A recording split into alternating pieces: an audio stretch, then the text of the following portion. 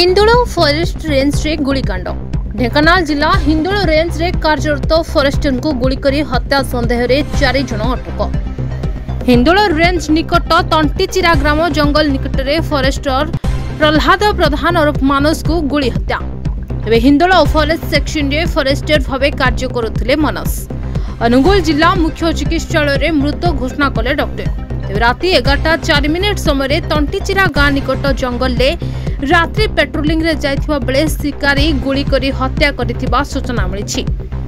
मानस को घर कामाख्यानगर थाना जिरेडामाली गाँव रे होइथिबा बेले मानस को मृत्यु खबर जानिबा परे गाँव रे शोकाकुल परिवेश सृष्टि होइछि।